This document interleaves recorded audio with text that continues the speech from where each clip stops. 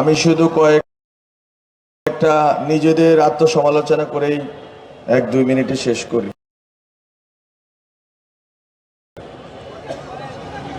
আজকে সাংস্কৃতিক লড়াই, আজকে মুজিববাদ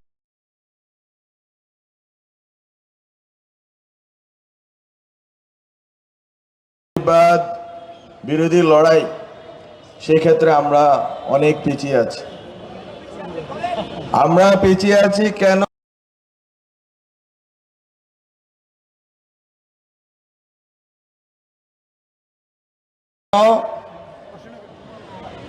এটার কারণ হচ্ছে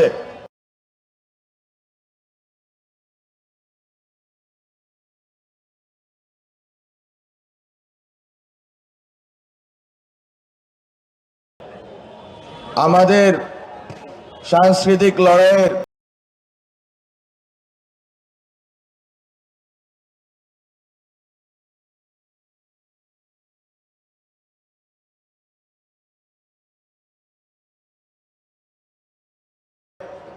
যেই ডিমার্কেশন লাইন, সে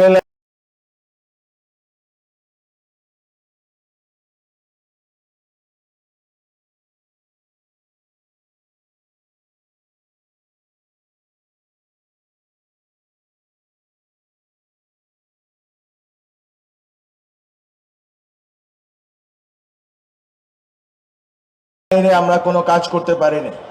আজকে বাঙালি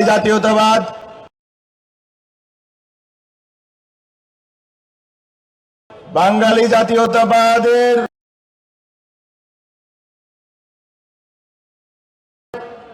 ভিতর দিয়ে 4 মূলনীতির ভিত্তিতে, 72-এর সংবিধানের ভিত্তিতে যেই মুজিববাদ প্রতিষ্ঠা হয়েছে, যে মুজিববাদের মধ্য দিয়ে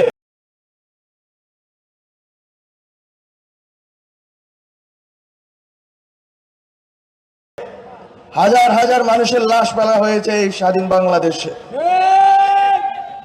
এবং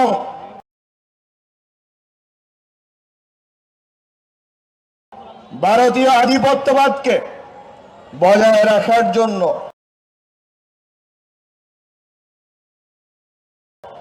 এখানে কালচারাল অ্যাক্টিভিস্টদের থেকে শুরু করে, এখানের বুদ্ধিজীবীদের থেকে শুরু করে, শিক্ষকদের থেকে শুরু করে, আইন অঙ্গনের লোকদের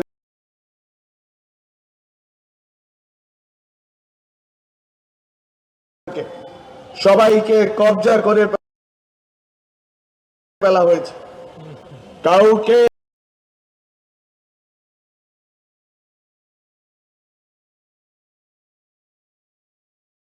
এটা হচ্ছে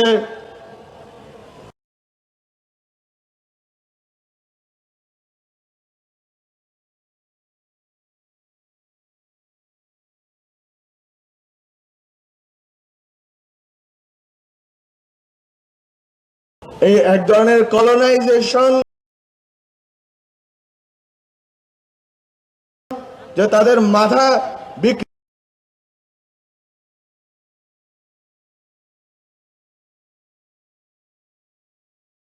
করে দিয়েছে তার একটা অংশ। আরেকটা অংশ হচ্ছে সচেতনভাবে বাংলাদেশের বিরুদ্ধে, বাংলাদেশের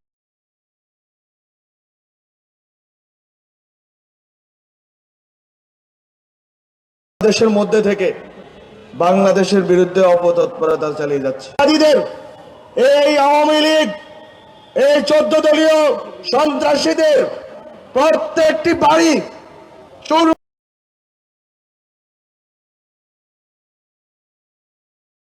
করে দেওয়ার ক্ষমতা ছিল। সেদিন আমরা নিজেদেরকে সংবরণ করেছিলাম বলে আজকে তারা এই সাহস করতে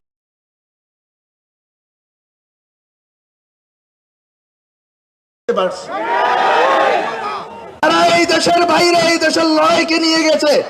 তাদেরকে হুঁশিয়ারি করে দিতে চাই যে যদি এই দেশের লড়াই এই দেশের বাইরে যায়, তাহলে এই দেশের মুক্তির লড়াইও এই দেশের বাইরে যাবে। খুবই খুবই সংকটময় পরিস্থিতি সামনে, আমাদের গায়ে হাত দেওয়া যাবে না। আমরা কিন্তু একটা লাশ পড়লে আমরা কিন্তু লাশ নেব। আমরা যদি নিরাপদ না থাকি এই দেশে আমাদের শত্রুরাও নিরাপদ থাকতে পারবে না। এটা হচ্ছে বেসিক কন্ডিশন। আমি আর কথা বাড়াবো না, কিন্তু আপনাদেরকে এই আমাদের শরীরের জোশ, গরম, শক্তি, বিপ্লব সবকিছুর আছে। সাথে সাথে আমি একটা কথা বারবার বলে এসেছি, অনেক গালি শোনার পরে এই কথা আমি বলবো, সেটা হচ্ছে গড়ুন। আপনারা ইনকিলাব কালচারাল সেন্টারের মতো সেটার আদর্শ রাজনৈতিক অবস্থান যাই থাকুক, জুলাইয়ের পক্ষে ছিল। জুলাইয়ের পক্ষে আপনারা জেলায় জেলায় সাংস্কৃতিক কর্মকাণ্ড শুরু করুন। জুলাই বিরোধী যারা সাংস্কৃতিক ভাবে বাংলাদেশের বিরুদ্ধে কাজ করছে তাদেরকে প্রতিহত করুন সাংস্কৃতিকভাবে।